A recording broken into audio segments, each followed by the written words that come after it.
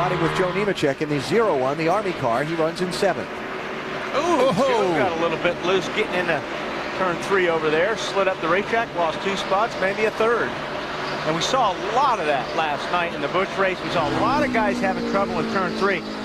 Getting into the corner, the cars would, it seems like they get on the brakes and the cars would jump a little bit sideways. See Rusty Wallace moving forward in the 2 car. That's going to put Rusty up to 9th. A 6-time winner here at Richmond.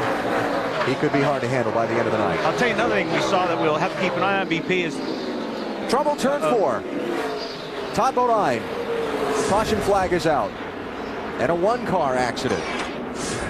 Right, that's what I was talking about. A lot of times you'll see guys diving down into the corner underneath somebody, and they lose that traction and slide up into another car. We saw that a lot, and that's going to happen tonight, I'm sure. See if we can see what happened to Todd Bodine. He goes in the corner and just simply gets too high, loses traction, and when he does, that wall is right there. Crunch. Oh, look at the bits and pieces flying off. So Bodine's on pit road, and we're under caution for the first time in the Chevy Rock and Roll 400 after 8 of 400 laps in Richmond. So Mayfield holding off Kurt Busch for now as they dice for the lead. You can see they've separated themselves from the traffic. Got another one dusting off the upper lane. That's Ward Burton in the 0. We have seen that about 5 or 6 times tonight. They just get down into the corner, and then all of a sudden they just shoot up the racetrack like they've hit ice. Traffic jam there. Talked about Casey Kane pitting under this caution flag. Matt, he's way back in 24th place. Jeremy's in the green, Casey's in the yellow. Restart at 24th, but he's riding along. Now Tommy Baldwin pitted him under that caution. Casey feels like he's losing too much ground on the racetrack. Once the pressures do build up, the car really comes in, but he loses so much track position, it's tough to make that up. Then they brought him back down pit road because under the low pressures, Casey says the car is bottoming out. They just want to make sure, BP, it wasn't the oil pan that was hitting. Oh, yeah, because that's about the first thing that hits on these cars. They've made everything to go up and get off the racetrack, but the oil pan, the engine has to stay there. And if the oil pan touches, it's going to knock a hole in it. Uh-oh, trouble in 2. Got him in, big one, big stack. Oh, who got McMurray caught almost got 21 is in there.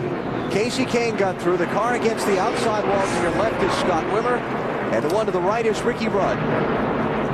Looks like. And by the way, while we were getting the pit report on Casey Kane, Carl Edwards passed Dale Jarrett. And so Carl Edwards is the lucky dog at this caution. Jarrett still trapped a lap down. Well, first thing I do is get that 88 car working better, because that's their biggest problem. All right, what made this mess? Looks like the 27 is going to get in the back of the 77.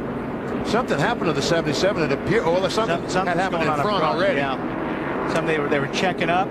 That's just accordion. Sorry, well, David Green 27, Brendan Gaughan 77, Greg Biffle with the National Guard car all caved in. A lot of damage that 16 car. Yeah, the 22 car, we haven't seen him wreck yet. Stand up and back it way down, clear, low, low, low, low, low. Gas it, gas it, gas it. There you go, clear.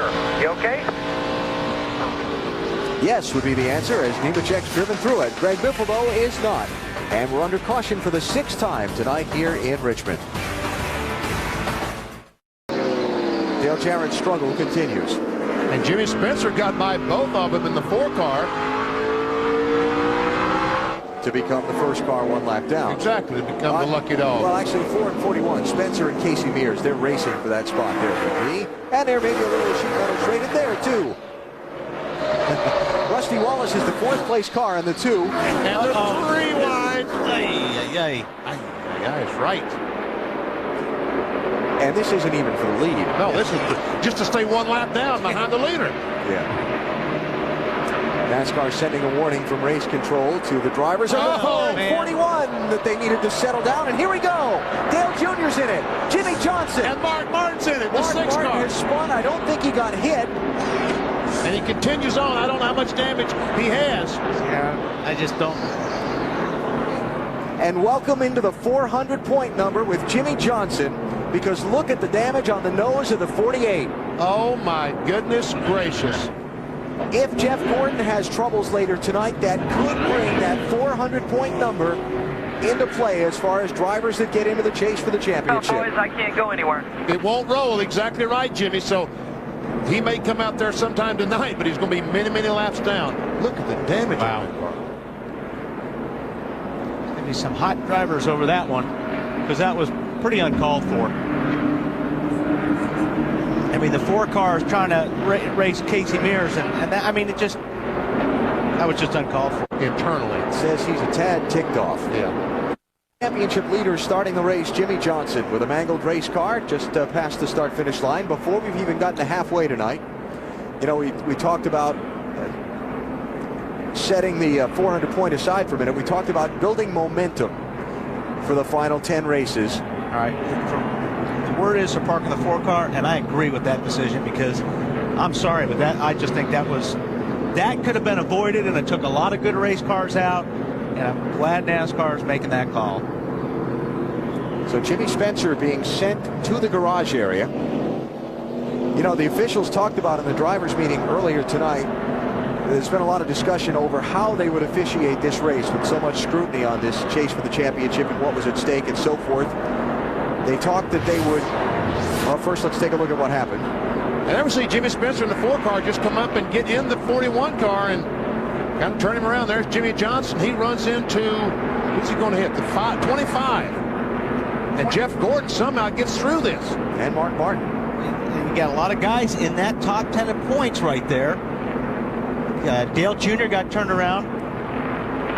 Mark Martin really dodged a bullet on this deal. This could have cost him a shot at that top 10 right there. It's Mark and Dale Jarrett that bounced off each other a little bit. Big Jr. has some pretty serious damage on that 8 car. That Brian Vickers 25 car, a lot of damage.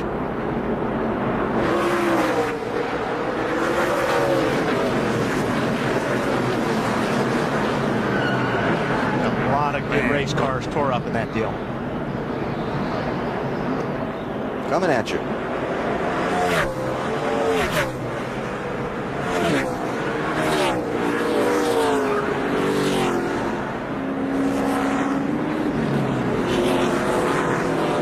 With Rusty Wallace. Still there. Clear, clear. And behind you. Caution. Wow. Wow is right. And from Dale Jr.'s view, this won't be pretty. Go low, go low, go low.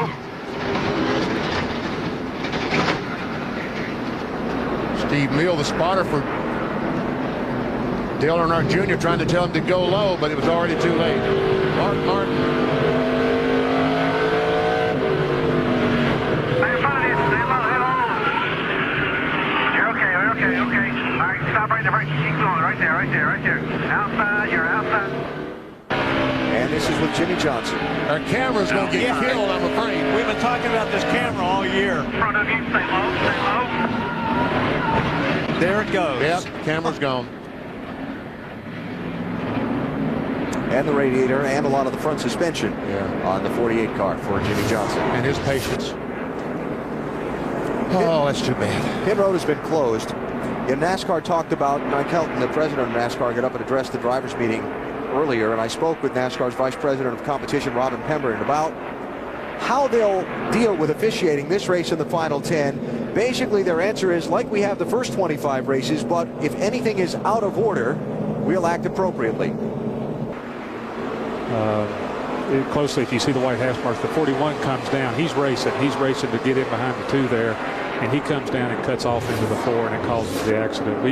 We've determined this is a racing accident, and we're not going to do anything with the 4. All right, Mike. Appreciate the clarification. Right. Thanks. Thank you, Mike, very much. Mike Helton, president of NASCAR. So Jimmy Spencer is out on track. That is Jimmy in the red 4 car. You may want to stay here. He's shaking his head. No, I'll go back to my perch. And we're back underway. Jeremy Mayfield the leader, Kurt Busch second, Ryan Newman third, Rusty Wallace fourth, Matt Kenseth fifth. And one of the 2 drivers involved in the beginning of the accident is Rick Martin. And that would be Casey Mears, Alan, and that had been going on for a long time with a 4 car. Do you feel it was intentional on Jimmy Spencer's part to wreck you? Well, I mean, it definitely wasn't unintentional. I mean, he was running hard. Whether he meant to spin me out, I don't know, but he definitely meant to hit me. And I can understand the 88 beating on me. I mean, he's trying to fight for this championship lead. He wanted that lucky dog, but we were faster, you know, and we cleared him. And then the 4 car just flat took me out. I don't know what he was thinking. I mean, it hurt a lot of good cars behind us.